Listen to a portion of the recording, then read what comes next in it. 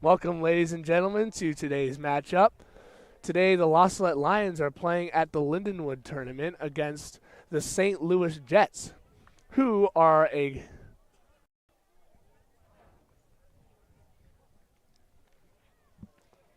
St. Louis Jets, who are a team who are underneath the club team of the St. Louis Bombers, who are the club team for the St. Louis area. It is a beautiful about 75 degrees outside and slightly windy from the northwest. Both teams have finished warming up and are getting ready to start playing. I am Elijah Hall, and today I'm with my color commentator and laws manager, Malachi Martin. Malachi Martin, how are you doing today? It's a little bit hot, but definitely enjoying myself. Just watched a rugby game, and we're about to watch another one, so I'll be good. Good. So today we have, for the starting lineup for La Salette, for number 1, we have Liam Bentz. He is a senior, and this will be his first game this year.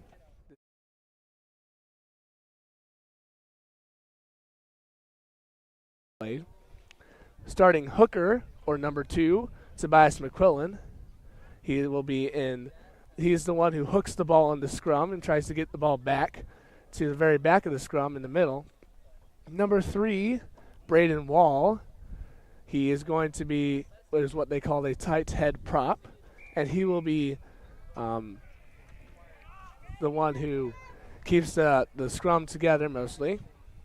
Number 4, Charles Prather. This is his first game, and this first game of the season because he was on basketball earlier and wasn't able to play because he has to have a week of contact before he can play in a rugby game. So that's why he hasn't played in the Muller tournament. Number 5 will be Kenny Simmons, a lock, who is in the center of the scrum, bearing all the brunt of the abuse. The number 6, Gerard Nienaber, number 7, the captain, Rylan Ta, are the flankers who keep the scrum squeezed together so they don't get all flabbery and jabbery. Number 8, the 8 man is Titan Esparza. He is the big man in the scrum. Number 9, the scrum half, is Salo Cruz. Salo Cruz is the one who gets the ball out of the rucks, which is when a player gets tackled and other players are keeping the ball safe on top of him. Number 10, William Fitzpatrick. Number 11, Samuel Betts, who is a wing.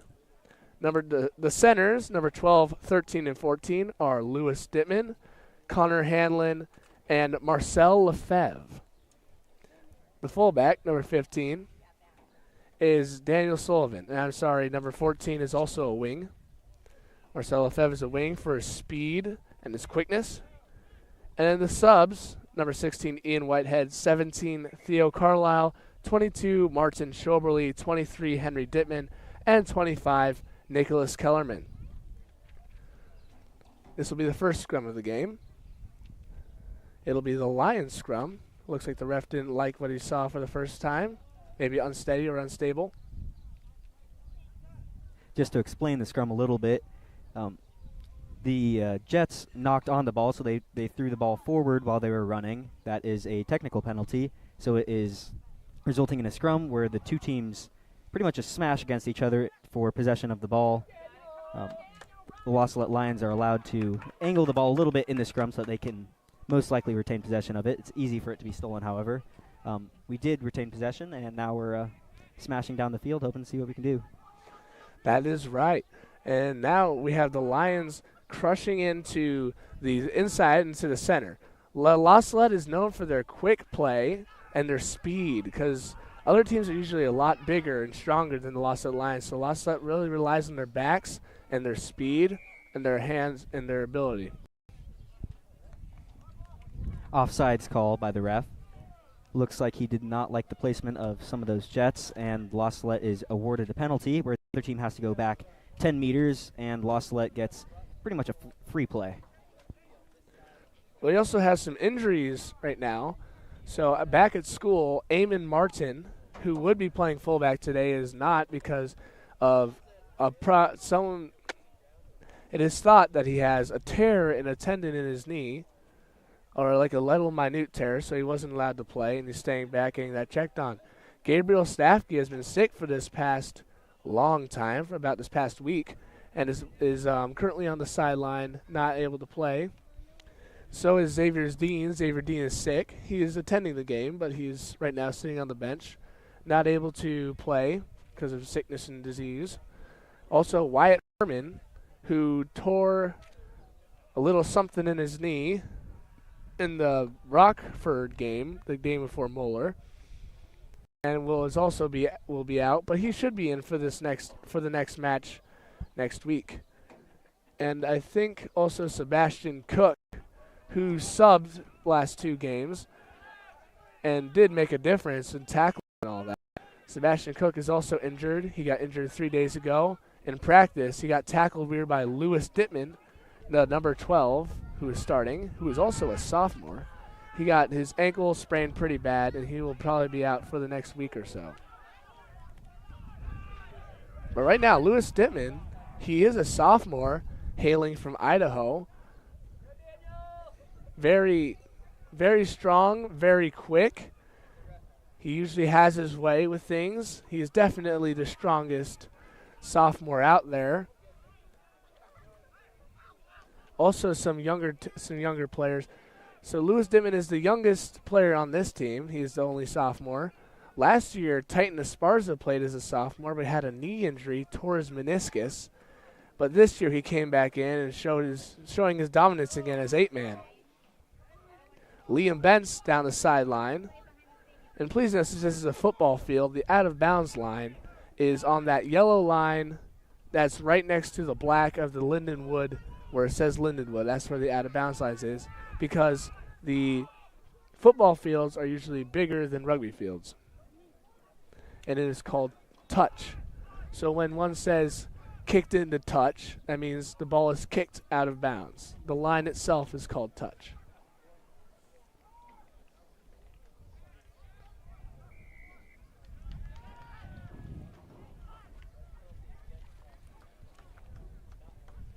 We also need to find some more things to do on this rugby field, because it looks like the Lost Light, all they've been doing really is just passing the ball back and forth, which is what they're supposed to do. But what we're trying to get is they're trying to get everyone into one side of the field. They're trying to move the defense, make them shift, make them get clustered up on the other side of the field, and then quickly whip it out to the backs and the wing to get an easy look on a breakaway, which they have gotten a couple times, but their team has caught up and tackled them. All right, it looks like the other team was awarded a not releasing, so Lost Salette would not release the ball after they were tackled. The player with the ball is required to let the other team have the ball once they are tackled. The Lions failed to do so, so we had to go back 10 meters, and it looks like they just kicked it almost into touch, not quite. Now a line out to the Jets. Also off of a penalty. When a penalty is awarded to the team, they have an option to where they can kick the ball into touch, and it will be their line out. So that's what they did here. Marcel Lefebvre tried to keep the ball in play, but he wasn't able to get his hand around it. As you saw, he kind of got it behind his back in a weird angle and still out of bounds. So it still remains to be the Jets' ball. And they've not had the ball, and they're awarded not releasing.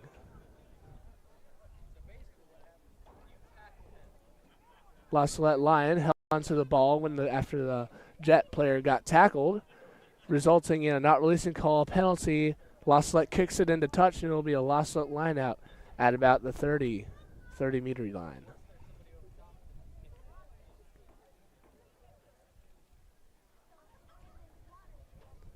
We also would like to say some thank yous real quick to the drivers of the buses who brought the boys here to play in these rugby games, and the driver of the media crew, and the drivers of the bus who is going to Chicago right now for Seaside.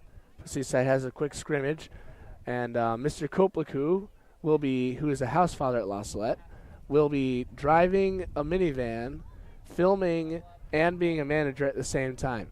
So that'll be quite the challenge for him. but he will be able to take care of it because he is a very respectable human being.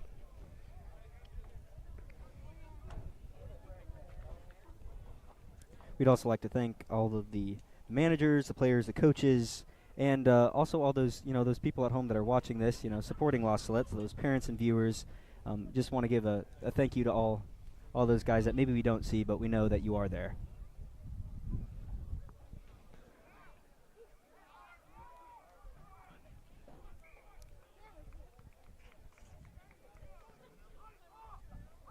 Tackled into touch.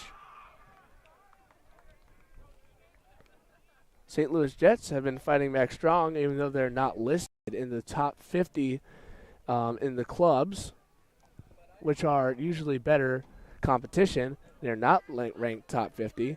La Salette is ranked top number 29th in the nation for rugby high schools. A club is usually made up of multiple teams, multiple schools, multiple players from different schools will come together and play on one team.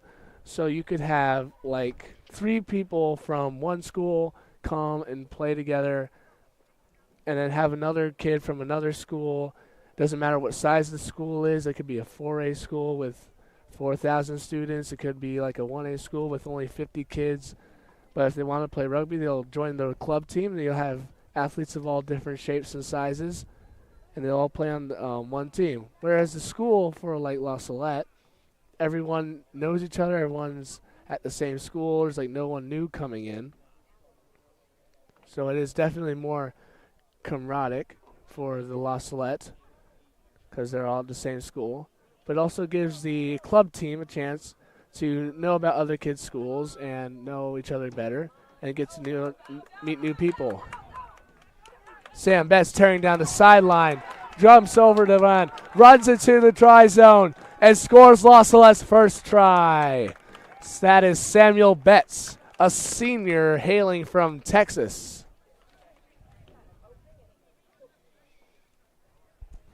Yeah, that's Sam Betts for you. He'll definitely turn on the afterburners as soon as somebody tries to tackle him. Maybe not moving so fast at first, but then, man, is he gone. And, yep, that's Sam Betts. He's a very quiet one. He doesn't really talk to very many people. He doesn't really talk often. He say hi, kind of gives you that nod kind of thing.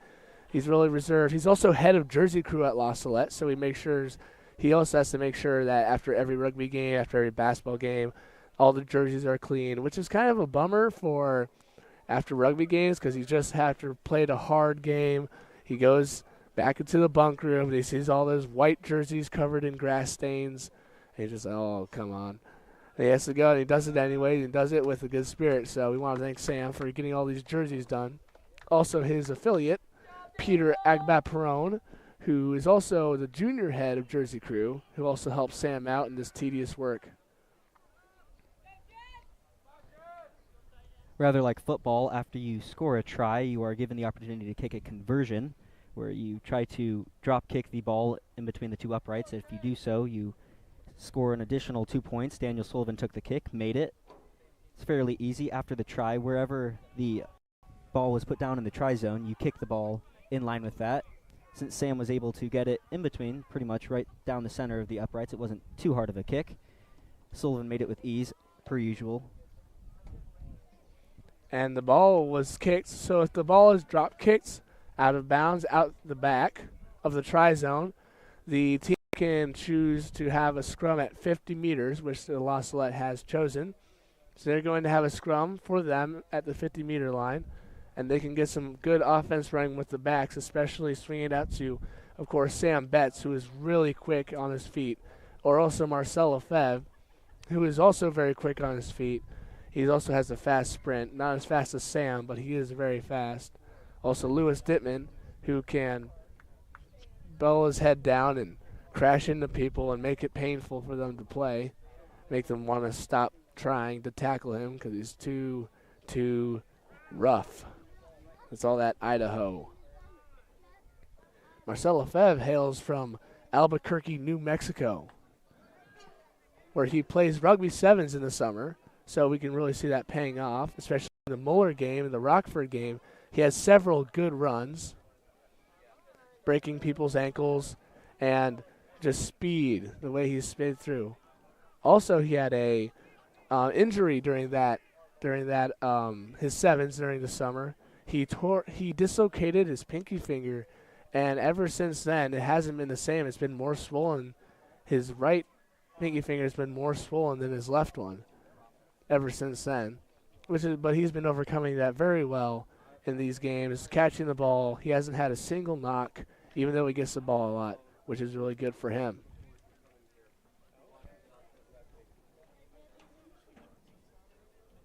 We also want to acknowledge the forwards, because everyone who's a forward usually doesn't get the highlights. The backs always get the highlights. They get the fast plays. They get the ankle breaking.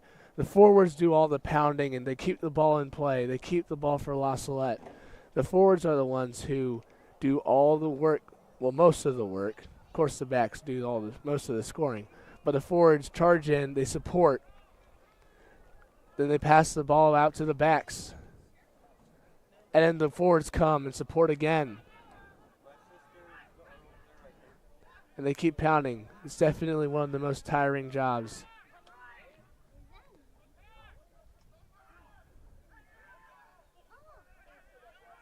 It's also good that the Salette Lions are trying to get low, because it is really easy to tackle someone when they're running really high, when they're running like a long tower just charging into nowhere. It is easy to tackle them because when you're high up, no matter how hard you're running, you can easily wrap the legs. Whereas if you lower your shoulder, you can hit somebody and knock them over. It's basically a battle of the shoulders and who can get lower. The lower you get, the more of a chance you have at knocking someone over and gaining more ground. Now as La Salette Lions get all the way back, they can score a try here. Marcelo Favre.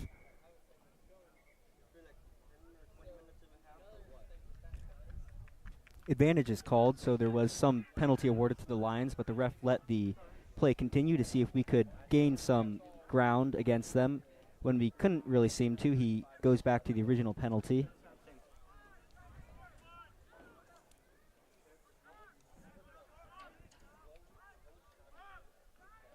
Crashing the goal line, crashing hard. Can the defense keep it? Rylan Ta scores the try. He hails from Arcadia, California.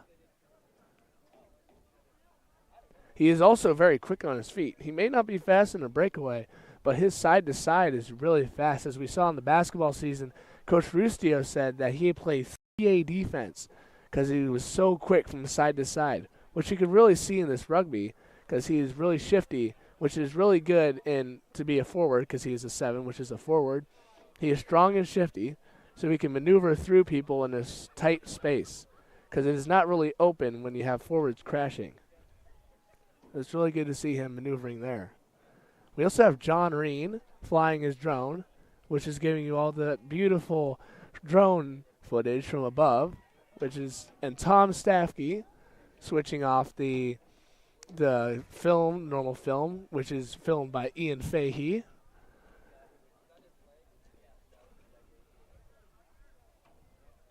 As managers, we have Gordon Bornos, a junior, John Corner, a senior, and we also have Jack Martin, who is also a senior.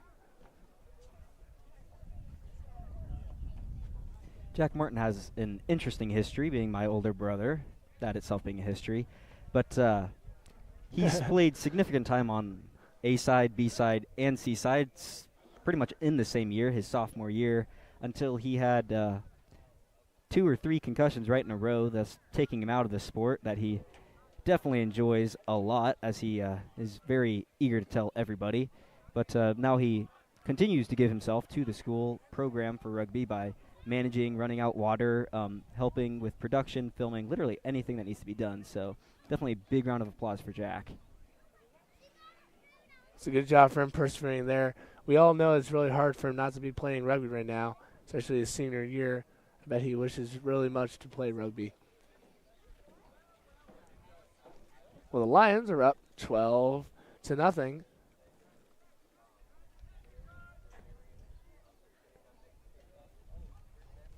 And the kick is underway. Picked up by a very strong person who I cannot identify from all the way back here.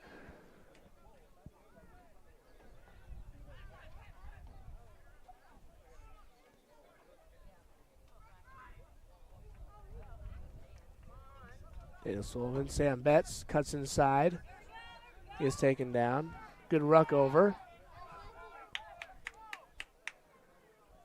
Rylan Taw gives a quick shift. Braden Wall.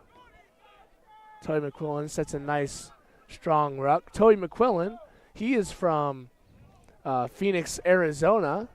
He was he wasn't able to play rugby in Arizona because the only leagues that were there were in the spring and the fall and the winter because Arizona is so hot.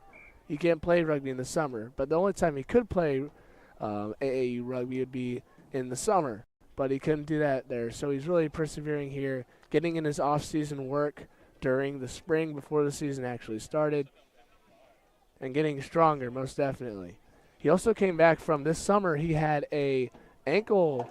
He broke his ankle, and he had to get surgery and a rod and screws and the whole deal. He was riding on a dirt bike, and he crashed at the Dittman's house in Idaho. He's actually one of Lewis's best friends. But it's good to see him back on the rugby field, back in time to be playing, and he's playing hard.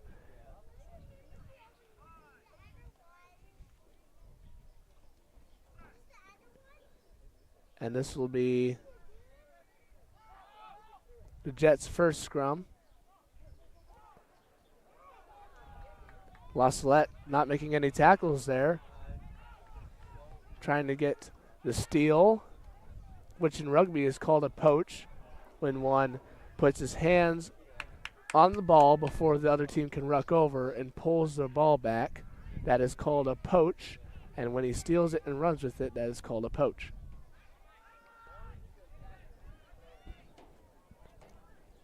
Refs calling not releasing the tackled player on the Lions, so the penalty will be awarded to the Jets. So after you tackle the ball carrier, you have to let him go so that the other team can have a chance to protect the ball and also give your own team a chance to try to steal the ball.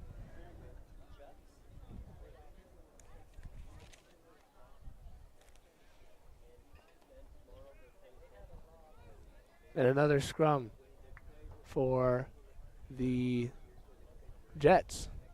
Second one in about 30 seconds, not very long. La Salette does a good job of getting low and getting ready. There, Connor Hanlon made that tackle. Sometimes the best thing to do is just let the man knock you over. And he still goes down, but it's still a tackle. Not releasing. La Salette gets the call, and they get possession of the ball on the goal line. That is a huge play. Good defense by La Salette. But the kick doesn't go out of bounds into touch.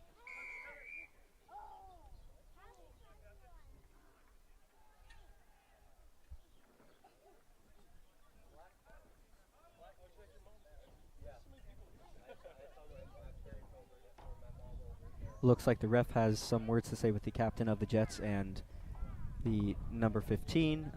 Probably some penalty or some infringement upon the rules. Just want to correct anything that might happen. Just keep the game safe. You know. Obstruction. Obstruction. You block the other team from tackling the ball carrier. Unlike football, you're not allowed to block players and help the ball carrier get through, like when the offensive lineman will help push the linebackers away so that the running back can get through. In rugby, you have to put your hands in the air if someone's running behind you, and you cannot move, and you cannot let anyone interfere. The throw is not straight.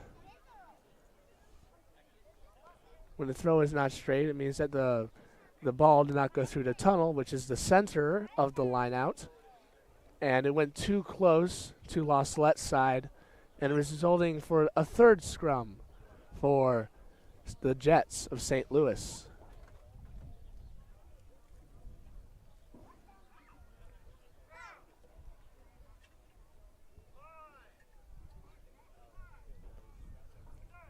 I'm also greatly appreciative for Joseph Mackin letting me use his sunglasses, because the sun, there's not a cloud in the sky, and the sun is blaring down very hard upon this east side of the stands, and we're getting all of the sun rays.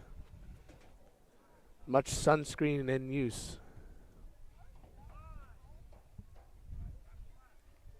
Looks like the ref didn't like the first part of the scrum. Something was unsafe. A good stable scrum there.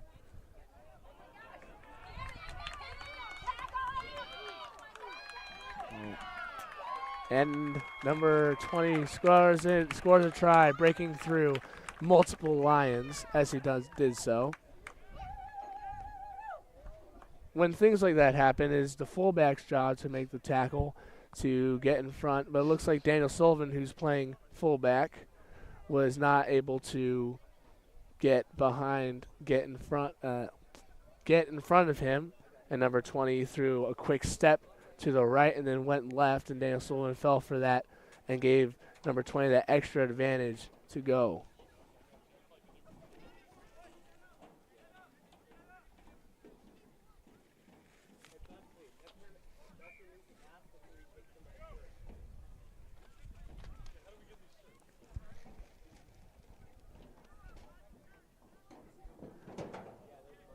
And the kick was no good.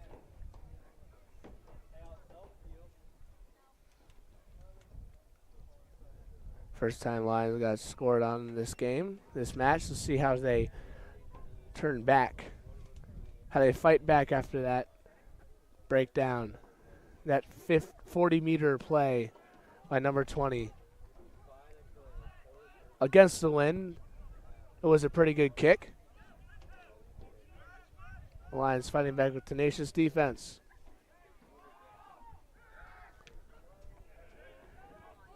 Honestly, it didn't really make sense to me at first when I began playing rugby, why after you score you get the ball back.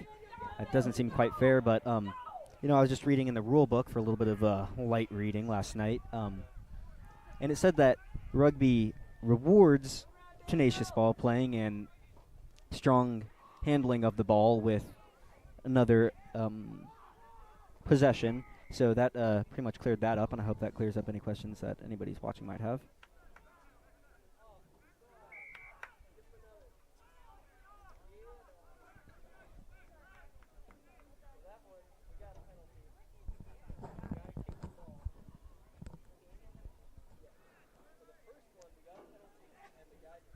Daniel Sullivan looks to kick into touch on the right side of the field and does so successfully at the 22-meter line.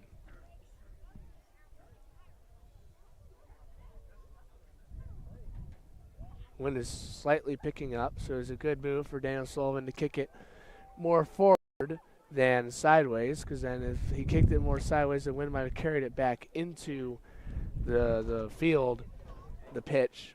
In rugby, it's called a pitch. And the other team might have gotten it and ran down and tried to score.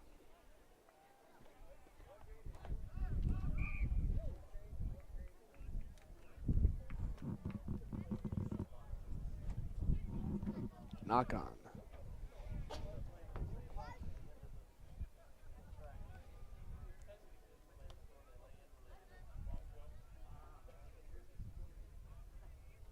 On the sideline, we have Brother Jude taking pictures.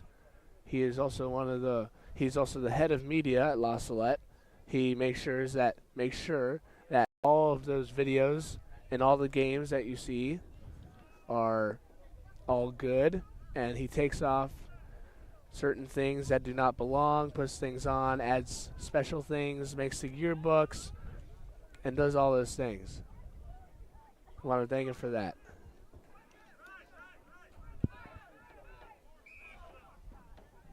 Forward pass. In rugby, you cannot pass the ball forwards, only backwards. And it seems there that there was a pass that went forwards.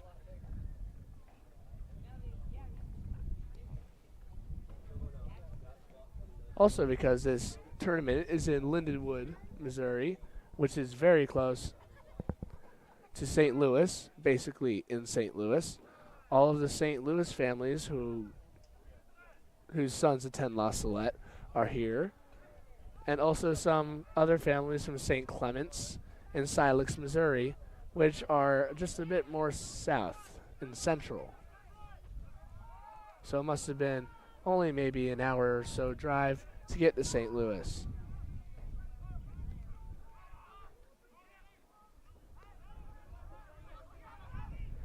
Kenneth Simmons stole the ball. He's going down the field. He isn't the most fast person, but they cannot catch him, and he places the ball for the try. Kenneth Simmons, hailing from Minnesota.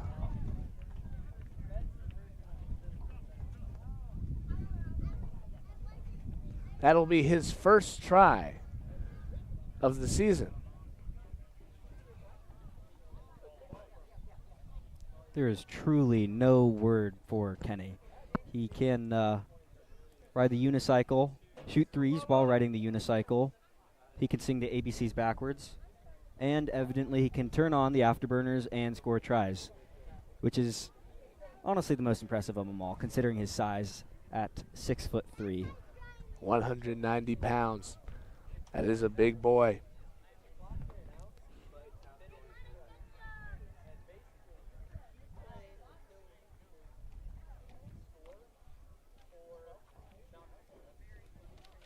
Kenneth Simmons also has a younger brother named Benjamin Simmons, who's playing right now Seaside in Chicago in the scrimmage.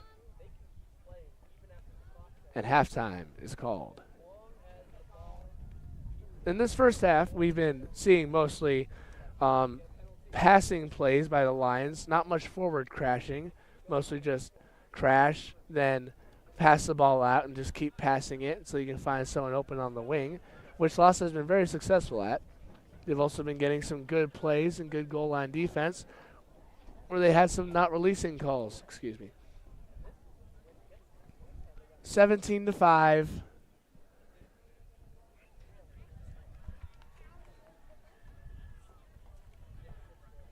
And that is halftime. We will take a quick halftime break, and we will see you at the beginning of the second half.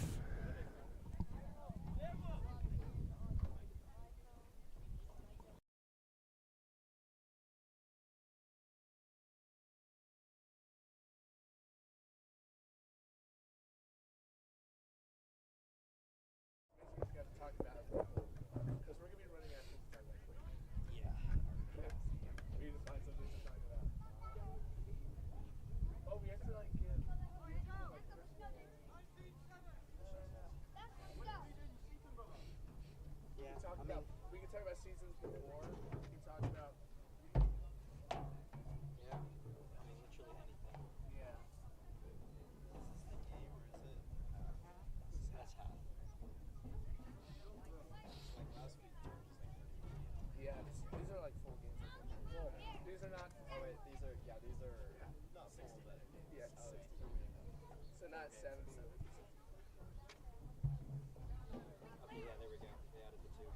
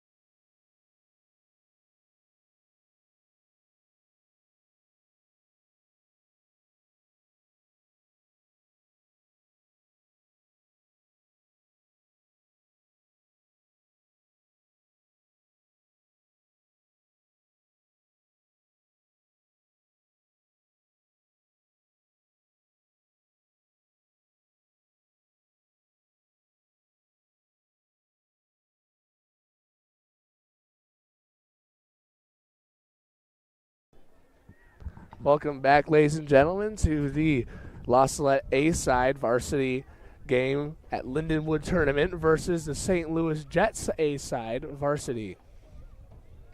We have seen in this first half Salette dominating a 19-5 score.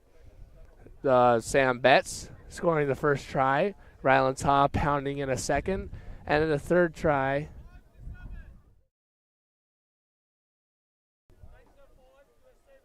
and the third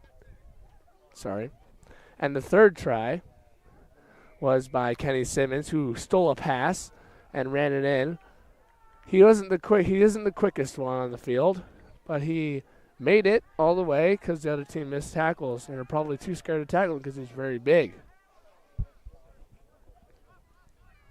Just a technical note, it appears that the Jets did in fact make their conversion kick after their try, so the score is now 7-19.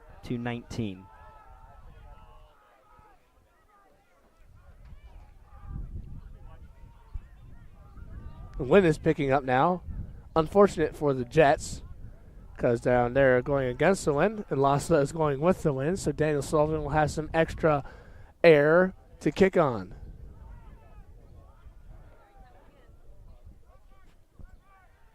The other team's certainly bringing the oomph to it now. They're really trying to smash Salette into submission. A kick.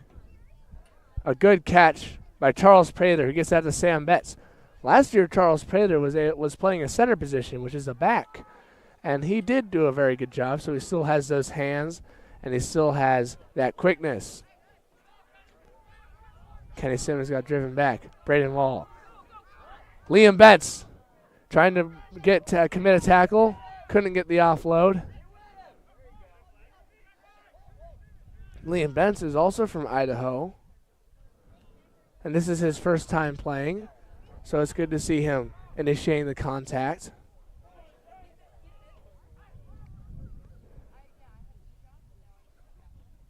Fitzpatrick making his way through. Solid Cruz has been pretty good at getting the ball out of the ruck in very quick time. But the Salette pods, which is a group of forwards who crash, which is run into all the other team and try to break through, are having a hard time against the defense of the Jets, who are bringing renewed vigor. A good switch. The center's going to work all the way out to Samuel Betts. Can't break through. And the ball is surprisingly kept inside. Oh, looks like Braden Wall slipped a little bit on the slick turf, but did manage an offload to the next person. Tripped on that line right there. Well, you gotta watch out for those lines. They're always tripping people.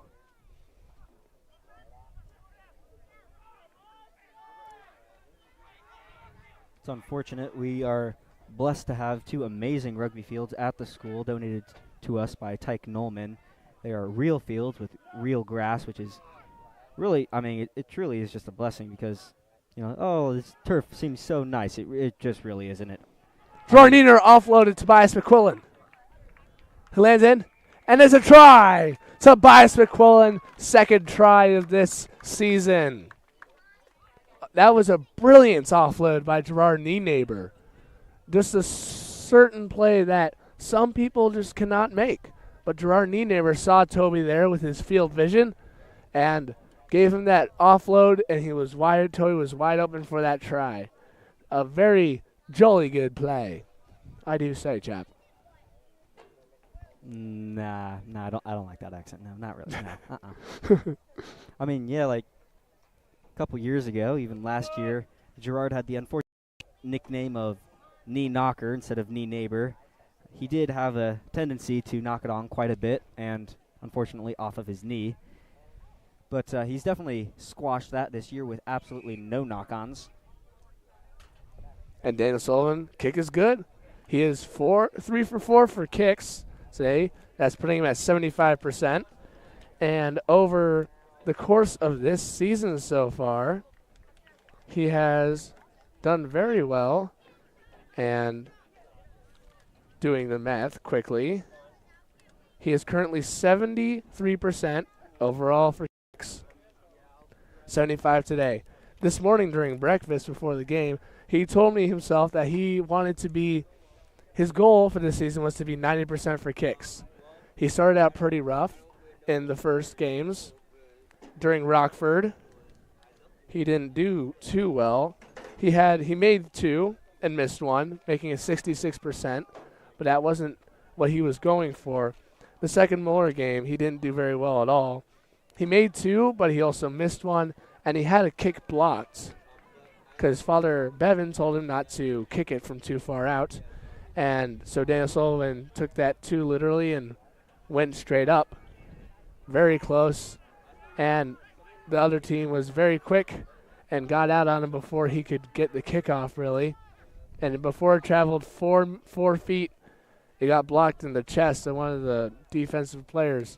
So it was very good defense, not so good thinking from La Salette, Daniel Sullivan. But today he is definitely showing that he can bring back and come back from his mistakes. Last season, Daniel Sullivan, during the Midwest tournament, was 7 for 7 with a concussion. Out of 3 games we played, Daniel Sullivan had some amazing kicks, one from basically next to the sideline, which even professional kickers have a hard time making. 43% of professional kicks in the 43%. It is a 43% kick from that spot on the sideline, which professionals have a hard time kicking. Sorry, I'm trying to break this down. I lost my track. But this is a hard kick. This is what I'm trying to say. It's a hard kick. It's a hard kick. It's a hard kick to make, and he made it. Kind of funny because it was off of my try, and I felt really sorry for scoring really far outside. But Daniel made it, and I was very happy for him. He threw his arms in the air very triumphantly. And Daniel Sullivan kicks for points. And it is good. Off of a penalty, the team is allowed to kick for points, which means that they can try and score from the spot where the penalty happened. And Daniel Sullivan found it in his range. And with the wind, he was able to hit his fourth kick of the game. And his percentage is rapidly increasing, 80% now.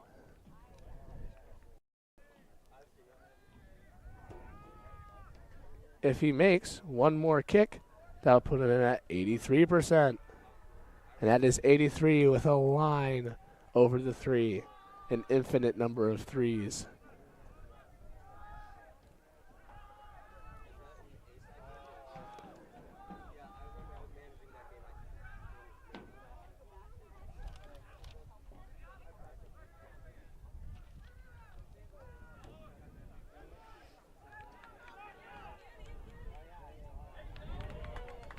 A good low tackle from, is that him?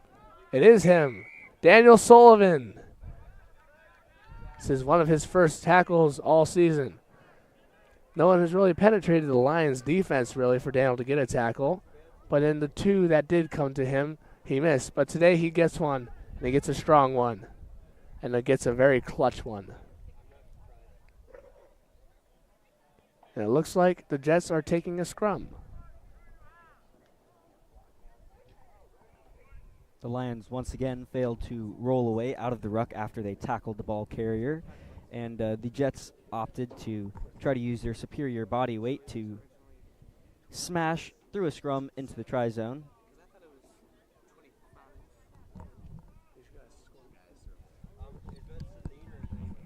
There's been some trouble with the scoreboard. On the scoreboard, the main scoreboard, it says 29-7. And apparently the scorekeeper for this main scoreboard on the field counted the kick as 5 points, which should be counted as 3. And the Jets score a try.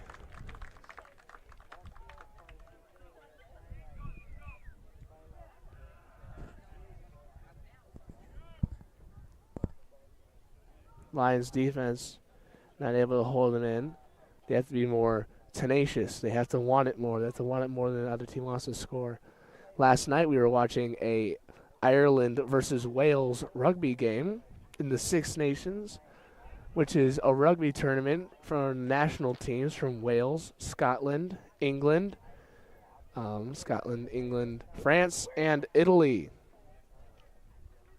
And Ireland is the sixth one. And Ireland was pounding Wales' goal line, and they were so close, but the Welsh were able to push them back out after 4 or 5 minutes of just forward pounding. And soon the Welsh got a penalty and kicked it into touch. But it was a very good defense, and that was very good defense. They wanted it more than the Irish wanted to try. The kick too low.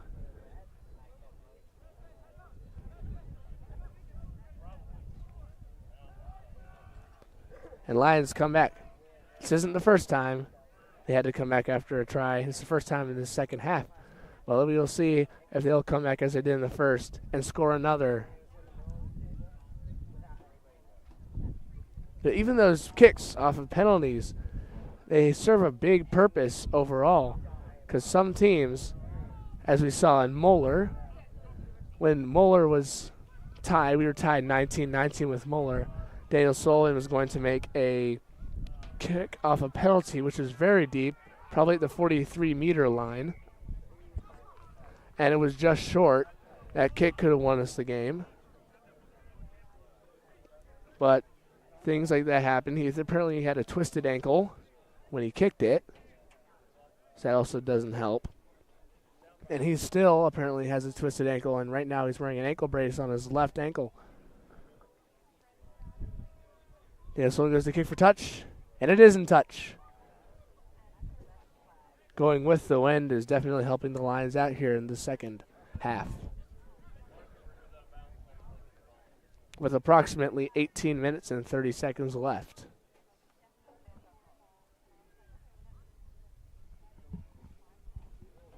Keep in mind that rugby time is like football time, as in Italian football.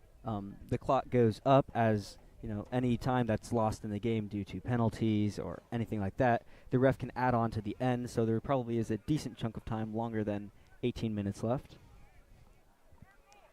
And for the game to end, there's no buzzer like in football or in rugby. In basketball.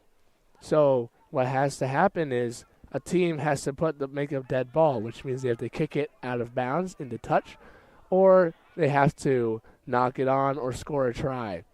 Technically, a knock-on is a stoppage in play.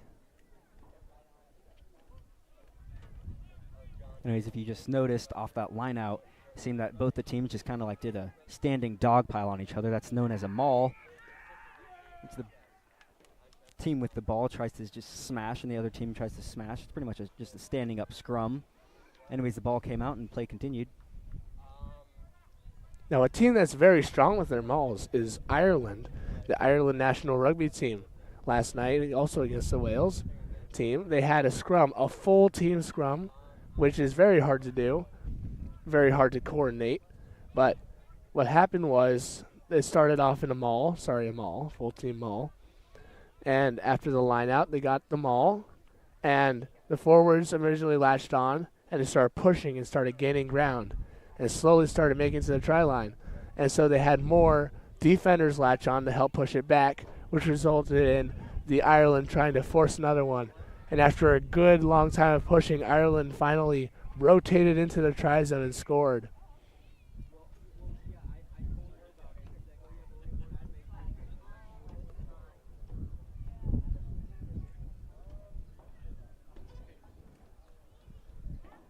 The next game will be the B-side. We'll be playing the St. Louis Jets, I believe. I believe that the Jets will be playing the same day of both teams. I believe that the St. Louis Jets will be playing our B-side or our JV. And we will have that roster at the beginning of the JV game.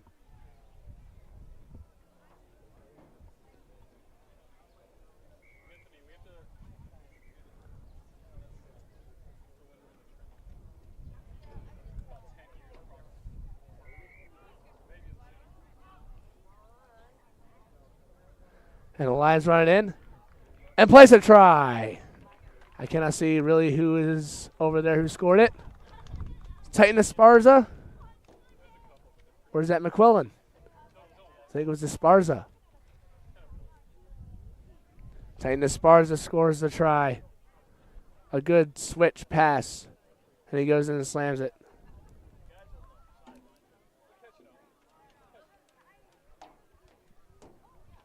Now Daniel Sullivan will be going for his 5th kick. This is also a hard kick. In fact, it is a very hard kick.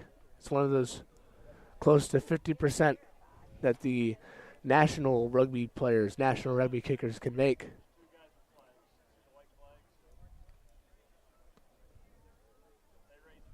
It is out of bounds on a football field. And it's up. No good. Close but no cigar.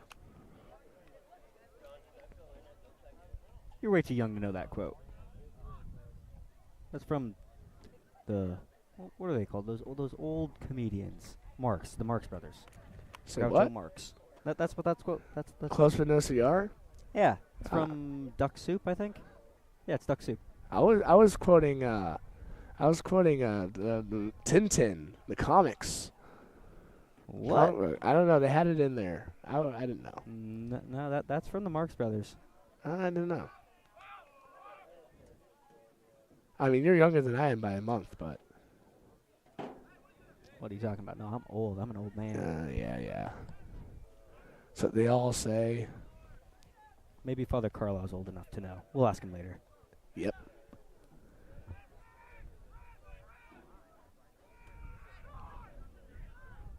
Nicholas Kellerman is in the game, number 24. Oh, sorry, 24, not 25. Nicholas Kellerman at 25. And it looks like we have Martin Shorley, who's carrying the ball with number 20 as number 22. Other subs, it looks like we have Henry Dittman in the game. Number 23, Ian Whitehead, number 16. Ryland Taw, breakaway, uses shift E. A good tackle. And strategically slows down. But the ball is poached. A good run by Ryland. But also good defense by the Jets. Connor Hanlon preparing to catch the kick in case it goes in. Out of bounds. He's going to try and jump and push it in, which is a strategic play, which you can do in rugby. You can jump from out of bounds. Connor Hanlon runs up on it and is not out of bounds. Far from out of bounds. Martin Shoberly, a former football player, cannot hang on to it. And the ref calls advantage for the Jets. So next time La Salette gets the ball, the Jets will have that knock on.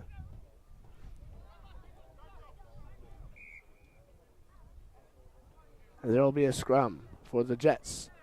La Salette has been having too many knock-ons and too many scrums for the Jets. La Salette has only had about 2 scrums this game, which is not the usual for in the Muller game. They did pretty well and had many scrums. In the Muller game, they had 6 scrums. They won 5 of them and lost 1. Tobias McQuillan playing hooker. That is pretty good percentage. And in the Rockford game, they also had 6 scrums. Sorry. Yes, they had 6 scrums, and they won 6 of them. They won all 6.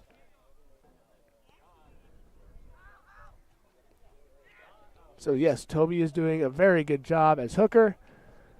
This is his 2nd year playing hooker. Last year he played with the B-side, who got 4th place in the state championship, losing to Fox Valley in the 3rd place game and losing to Chicago Lions in the semifinals.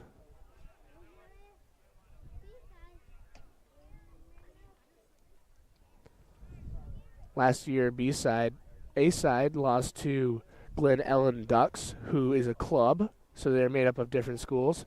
Their team is made up of different schools. They lost to Glen Ellen in the state finals by a try and a kick.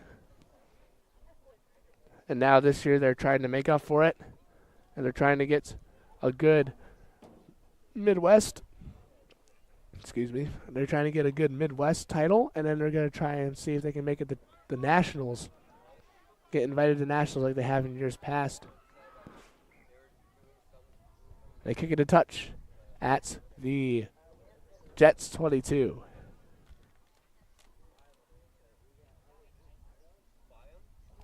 Fortunately, the ball just went just short of the 22 line, so they are not awarded the line out.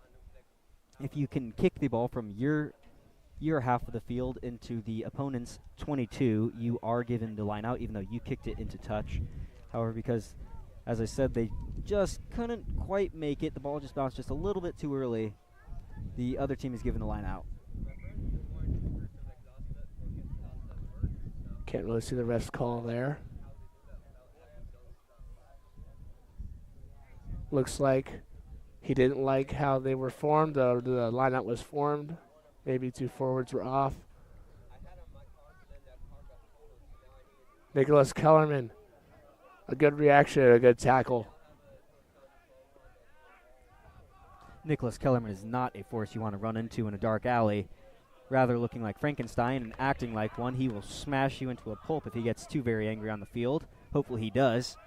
As you can see right now, he's tackling, rucking with a vengeance.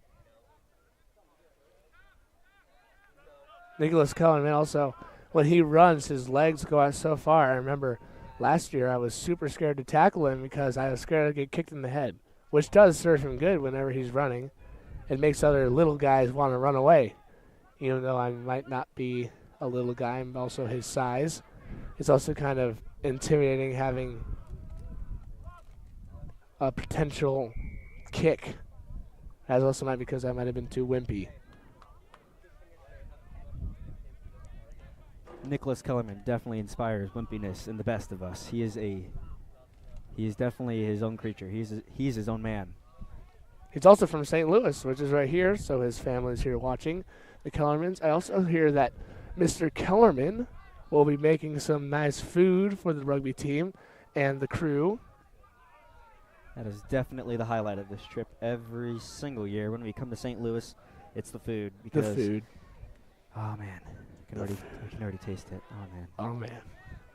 I remember also while we're on the food subject, I remember when we were coming back from we were going to a basketball game. We were going to play Cessna Park at the basketball tournament with Watsika after Christmas before we could leave for break.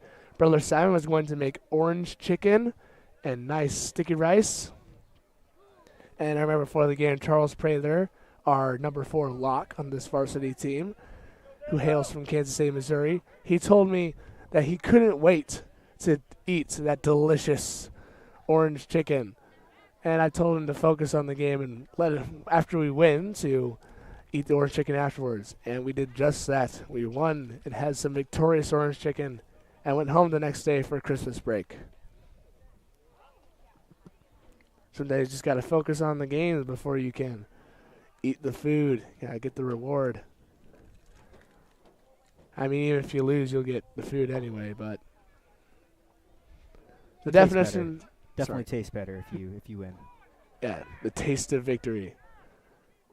And they snap the ball. William Fitzpatrick. They're getting wide. Daniel Sullivan. Number 17. That is, I can't see him from back here. I quite forgotten, and thankfully I have a roster. Number 17 is Theodore Carlisle. He has a knock-on. This will be his first knock-on of the season. Theo Carlisle's from New York. His brother is Father James Carlisle, and he also has a brother, Father John Carlisle. His younger brother, Tony Carlisle, is nicknamed Baby Rhino, for he is very, very big. He is repping 265 pounds for bench and squatting over 300. And he's only a sophomore. He's definitely a force to be reckoned with on the rugby field.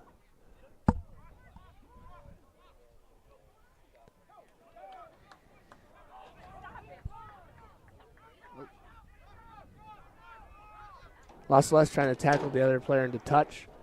And then what that will do is that'll give La Salette a line out because the other team, it doesn't matter who goes into touch, it's the other team that goes, who carried the ball, goes into it. Kellerman and McQuillan both going together, trying to get the poach. But no, they couldn't get it.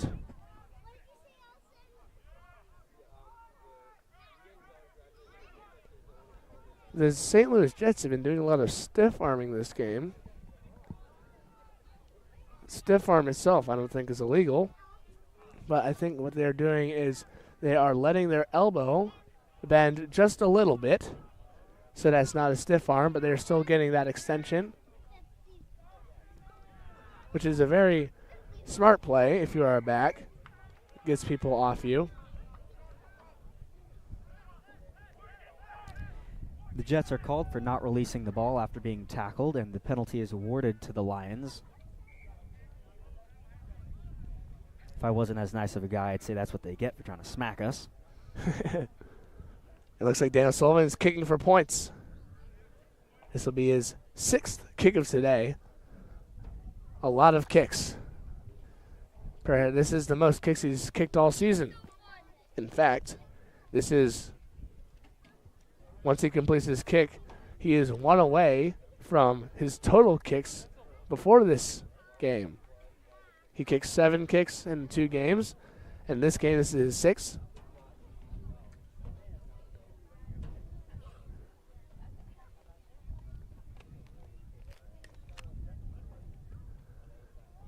He's got a boot. Ah, just short.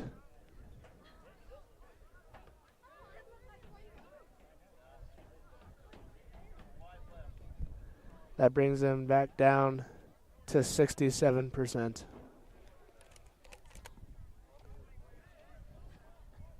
But of course, it is the thought that counts. No, sorry, but close only counts for horseshoes and hand grenades. More spectacularly in hand grenades, I suppose. I guess so.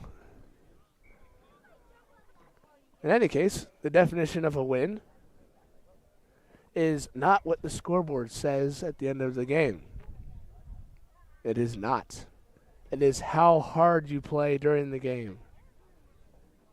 There are some games where you play horribly, but the other team is so bad that you still beat them on the scoreboard. But did you actually win? On the same other games, when you lose by, you could say, 50 to a very good team, but you played your heart out. You played as hard as you could. You have no regrets. Now that is a win. No matter what the scoreboard says, you know that you won. You won mentally. You played your hardest. And you can feel good after that game. You can feel good after it. Whereas even if you win on the scoreboard and play bad, you can still have that regret. You know that you didn't do all you could. You didn't leave it all out. And it looks like La Salette is putting both concepts, the scoreboard and the effort together. Martin Schorberly from Wisconsin puts his name on the board and scores a try. Martin Schorberly is also one of the more quiet specimens at our school, a junior. His brother Mark was a very good wing, very fast.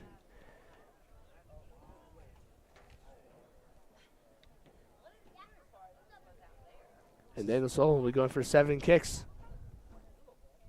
It's a lot of kicks. It's a lot of kicks.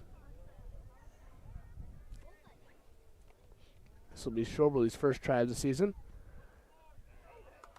And he puts it through the uprights.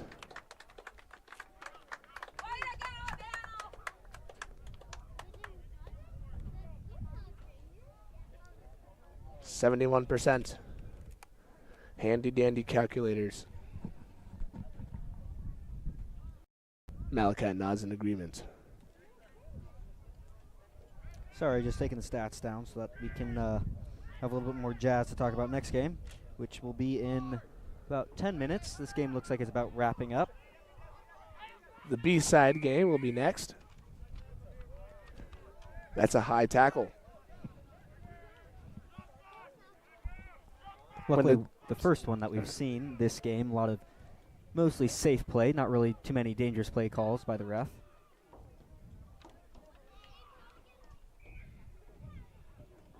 Knocked on. Liam Bez chipped the kick.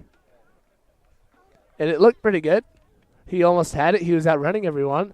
But it looked like someone bumped into him, which is illegal. But they got away with it. And someone else who tried to recover the kick knocked it on, which will be a scrum for the St. Louis Jets.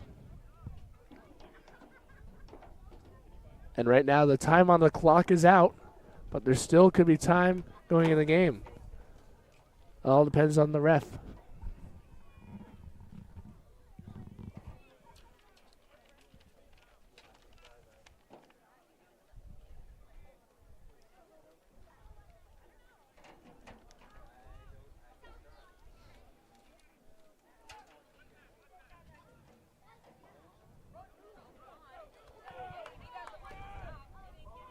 Oh, man, they're trying to pull a Sam Betts. Can't quite. Oh, can't. No. Oh, Martin tackled. Shorbley gets his ankles broken, but comes back and tackles him hard. Revenge. The Jets trying to score, knowing that they don't have much time.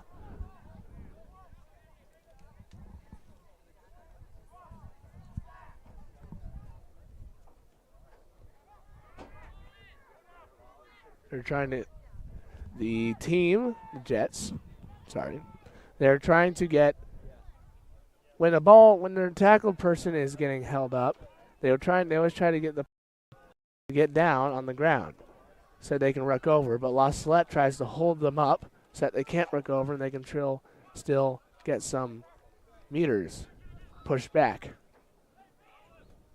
But La Salette really needs to spread to their right because that wing is open. And there's a penalty, diving into the ruck. You may not leave your feet when you go to ruck over, or else that is a penalty. Salo Cruz kicks it in a touch. And that is game. The La Salette Lions win 39-12.